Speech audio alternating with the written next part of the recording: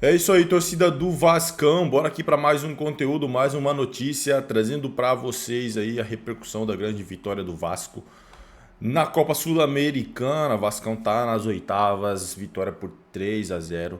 Não deu nem chances ao rival. Vamos aqui, pessoal, com o pessoal aí comentando aí sobre esta grande vitória, sobre o Fernando Diniz.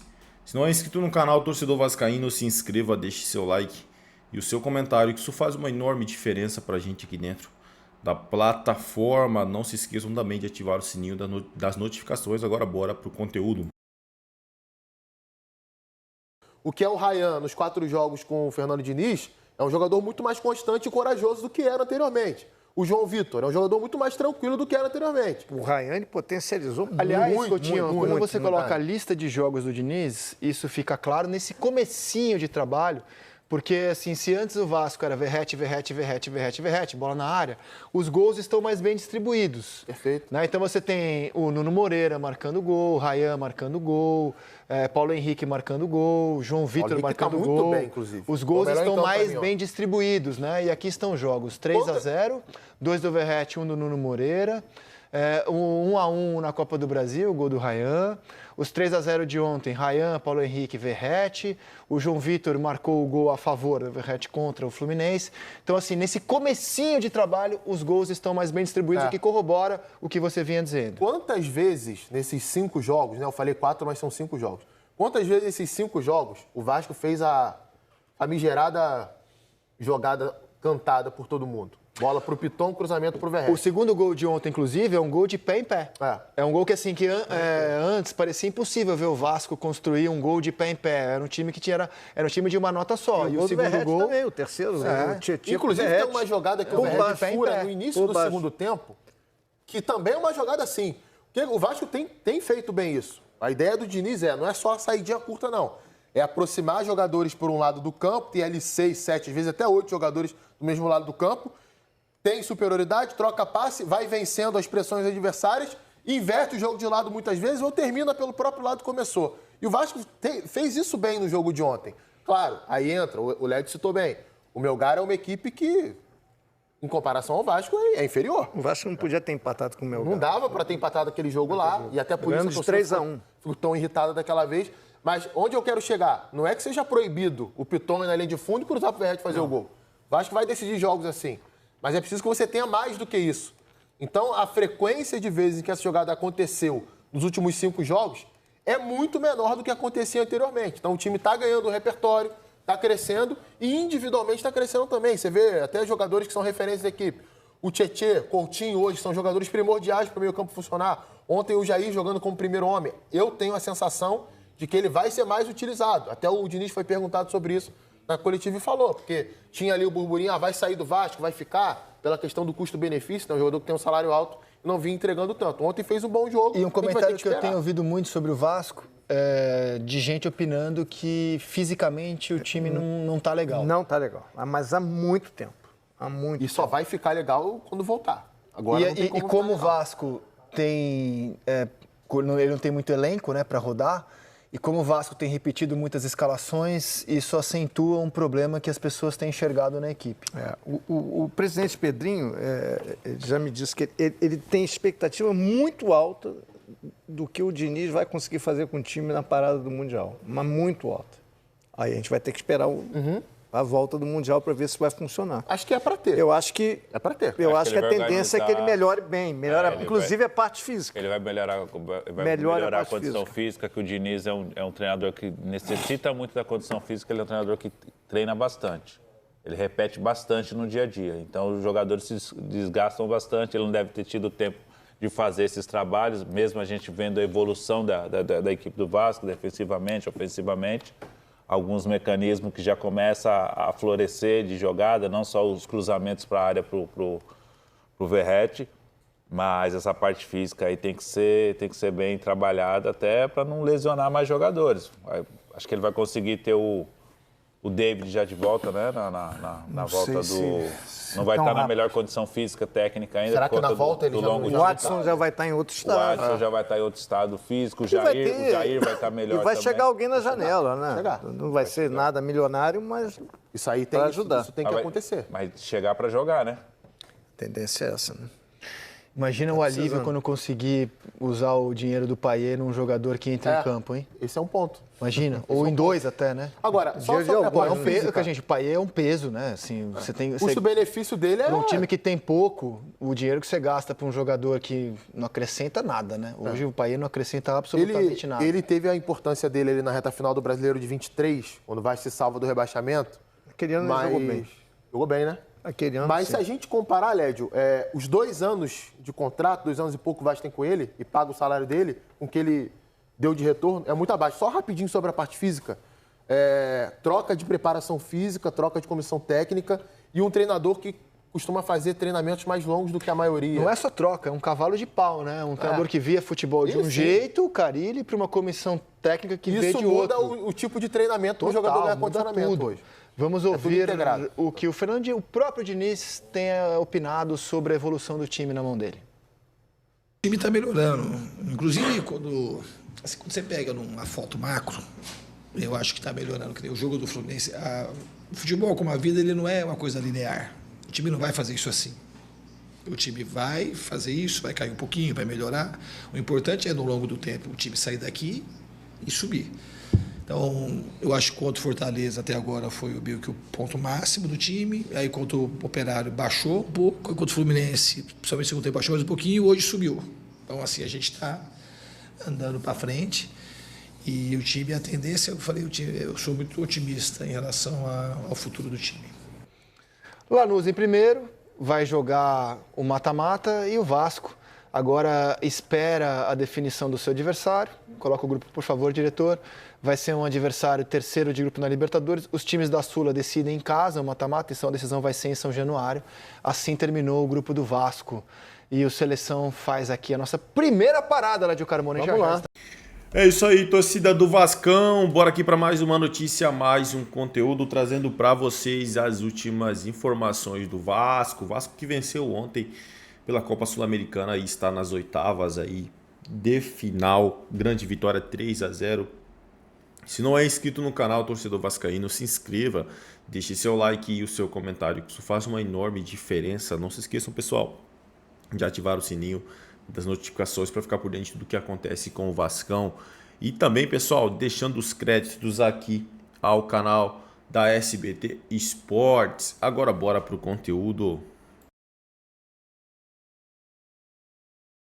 Sempre ouvindo ele, tanto instruções para nós quanto para outros jogadores para a gente passar no decorrer da partida. Então ele está sempre ali gritando, cobrando, incentivando, estimulando a gente para que a gente não relaxe na partida. O roteiro do jogo não mudava. Léo Jardim fazia bem a parte dele quando era exigido. A torcida cantava feliz na arquibancada, esbravejando na área técnica. E o Vasco marcava em jogada perigosa como essa, em que o Tietê deixou o Verratti na boa para fazer o terceiro e praticamente garantir a vitória e a vice-liderança do grupo. Claro que a gente queria classificar primeiro, mas se deu tudo assim, se deu desta maneira e agora a gente tem que esperar por um time da Libertadores e tem que jogar. Sabemos que a gente vai pegar esse time depois acho que depois do Mundial de Clubes. Então a gente tem tempo para trabalhar, tem tempo para melhorar. Como a situação do Melgar ficou quase irreversível, o time peruano desanimou e ameaçou pouco no segundo tempo. O Vasco não precisou fazer muita força para garantir o resultado e também foi discreto no ataque. Afinal, a missão já tinha sido cumprida. O Vasco alcança com sobras o objetivo da noite. Ultrapassa o Melgar e termina na segunda colocação do Grupo G. Agora disputa contra uma equipe eliminada da Libertadores uma vaga nas oitavas de final da Copa Sul-Americana. Em alguns jogos a gente não foi tão bem, mas hoje eu acredito que o time jogou muito bem, merecemos a vitória, merecemos a classificação para os playoffs e não tenho o que escolher. A gente vai jogar esses jogos e dar a vida para poder classificar. Diniz juntou os jogadores após a partida e foi agradecer o apoio da torcida. Seja qual for o próximo adversário, vai ter que encarar o Caldeirão de São Januário. a barreira vai virar baile.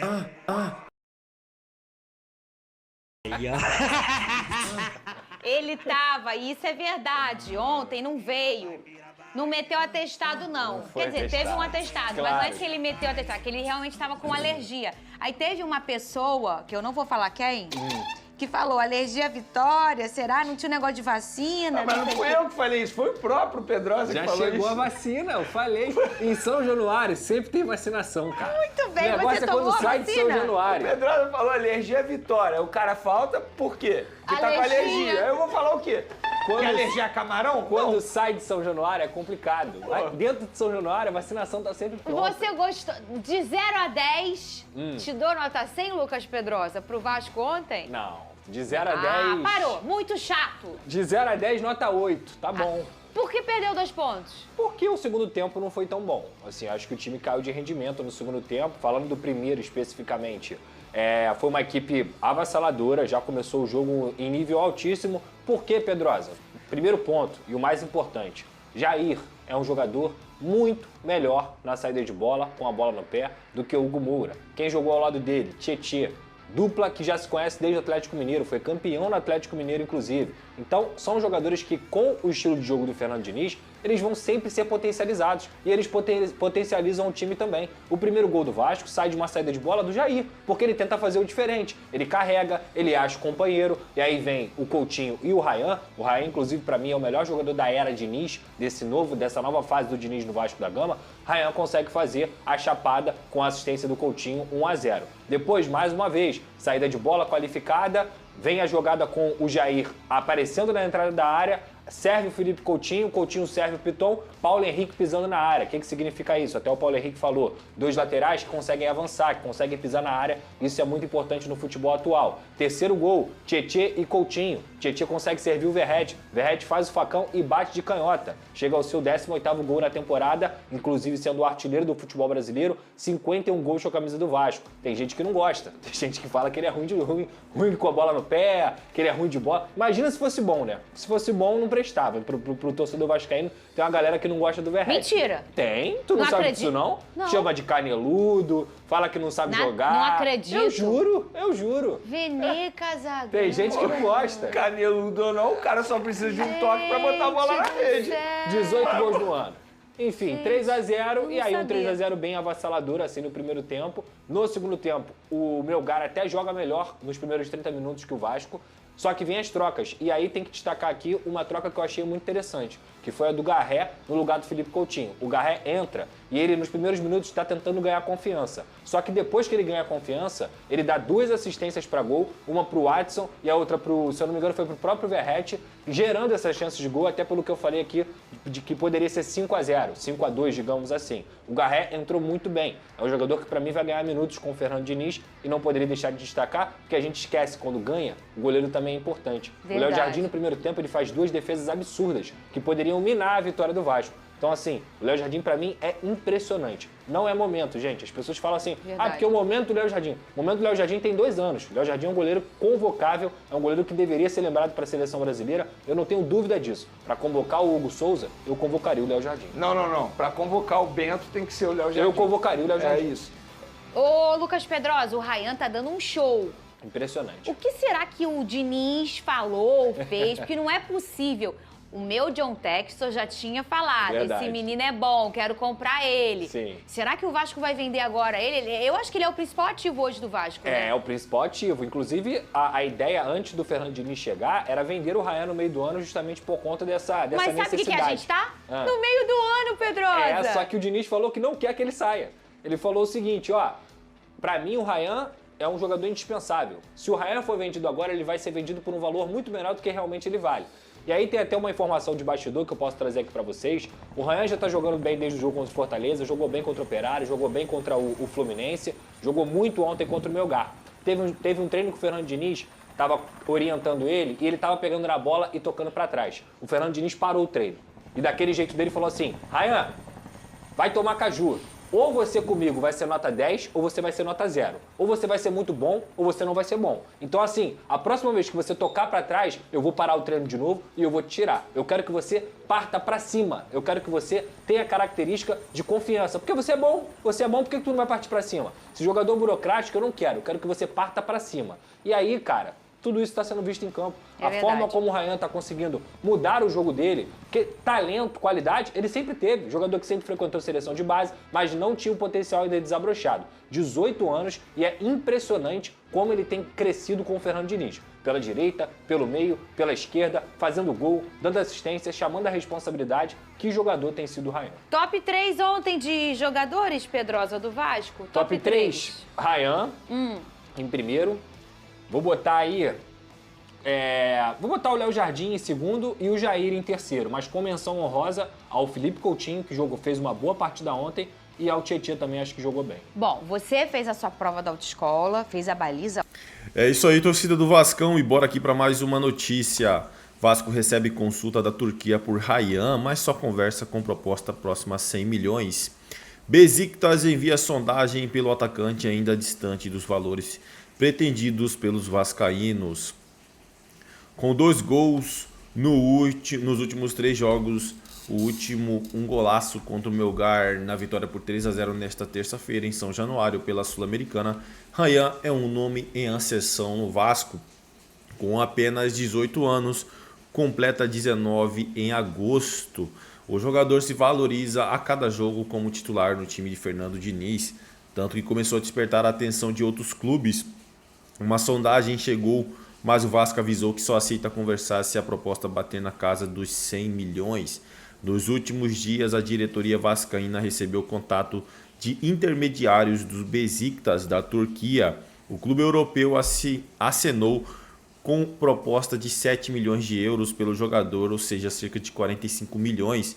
Era o início da tratativa que poderia alcançar para a compra de percentual menor do que os 100% dos direitos econômicos do atleta.